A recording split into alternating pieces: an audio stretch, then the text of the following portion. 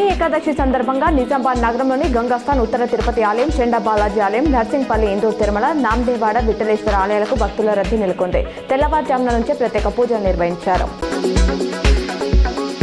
శ్రీరామ్ సాగర్ ప్రాజెక్టులోకి గడిచిన 24 గంటల్లో ఎస్ఆర్ఎస్పీలోకి ఎగువ ప్రాంతాల నుంచి 926 క్యూసెక్ల ఇన్ఫ్లో రాగా 751 క్యూసెక్ల నీటిని దిగువకు వదిలినట్లు ప్రాజెక్టు అధికారులు శనివారం ఉదయం తెలిపారు. కాగా ప్రాజెక్టు పూర్తిస్థాయి నీటి మట్టం 80.501 టీఎంసీలకు గాను తాజాగా 15.776 టీఎంసీల నీరు నిల్వ ఉందని వివరించారు.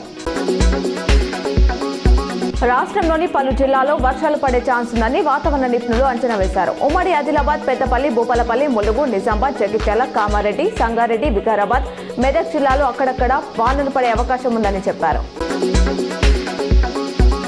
నిజామాబాద్ జిల్లాలో ప్రసిద్ధ పుణ్యక్షేత్రమైన భీమ్గల్, లింబాద్రిగుట్ట, లక్ష్మీ నరసింహస్వామి ఆలయానికి భక్తులు పోటెత్తారు. తొలి ఏకాదశి పర్వదినాన స్వామిని దర్శించుకోవడానికి భక్తులు బారులు తీరారు. హైదరాబాద్ బులియన్ మార్కెట్లో ఇవాళ బంగారం ధరలు పెరిగాయి. 24 క్యారెట్ల 10 గ్రాముల గోల్డ్ రేటు ₹600 పెరిగి 1,44,930కి చేరింది. 22 క్యారెట్ల 10 గ్రాముల పసిడి ధర ₹550 ఎగబాకి 1,32,850 పలుకుతుంది.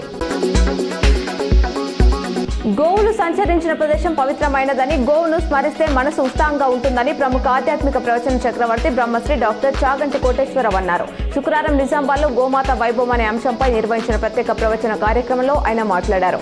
గోసేవ ఎంతో గొప్పదని, గోమాత ముక్కోటి దేవతల స్వరూపమన్నారు.